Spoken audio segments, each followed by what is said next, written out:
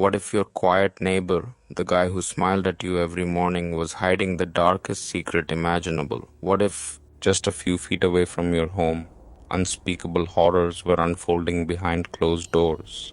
This is not fiction, this is the real life story of Jeffrey Dahmer, a name that still sends shivers down spines across America. A man whose crimes were so monstrous, so unimaginable, that they forced an entire nation to question how evil can hide in plain sight. Brace yourself, because this is not just another crime story. This is the tale of a real-life monster. Born on May 21st, 1960 in Milwaukee, Wisconsin, Jeffrey Lionel Dahmer seemed, at first glance, like any other child.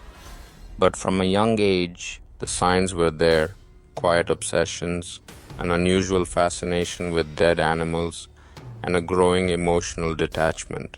His parents, Lionel and Joyce Dahmer, had a rocky marriage filled with tension, arguments, and eventual separation. Young Jeffrey was often caught in the middle, isolated and ignored. By the time he was a teenager, Dahmer's behavior had turned deeply disturbing.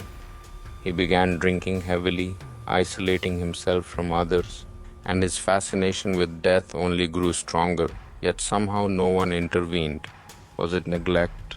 Was it a failure to see the red flags? Or was it something darker, something wired into his very being?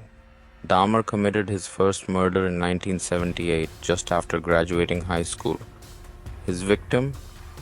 Stephen Hicks, a hitchhiker he lured to his home. What began as a tragic one-time crime soon evolved into a deadly pattern. After nearly a decade of silence, Dahmer struck again in 1987, and then the killings accelerated. He developed methods, luring young men to his apartment, drugging them, and committing unimaginable acts. But what made him escalate? Was it loneliness, control, or something even more sinister? Jeffrey Dahmer's victims were mostly young men, many from marginalized communities.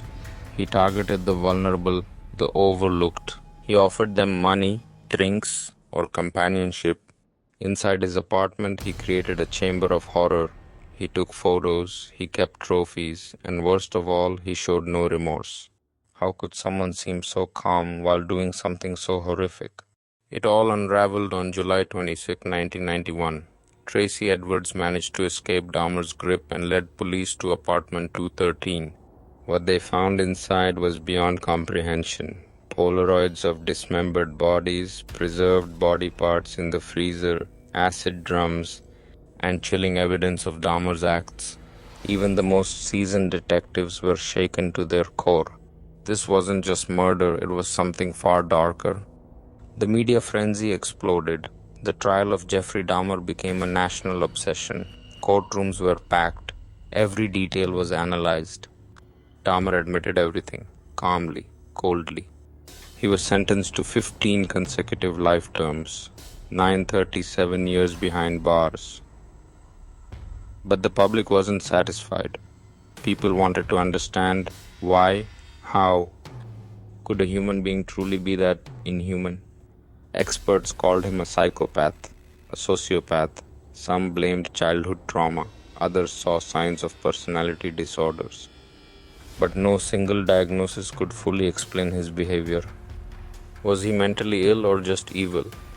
One thing was clear: Dahmer didn't kill out of rage, he killed out of compulsion. On November 28, 1994, Dahmer was beaten to death by a fellow inmate.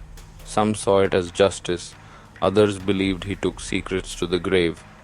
His death closed a horrific chapter, but left countless questions unanswered.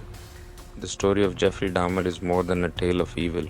It's a warning about red flags ignored, about communities underserved, about how monsters can live right next door. But it's also about survival, about justice, and about remembering the victims, not just the killer. Do you think Jeffrey Dahmer was born evil, or did society fail him? Let us know in the comments below. And if you want more true crime stories that dig deep into the minds of history's most twisted figures, hit like, subscribe, and turn on that notification bell.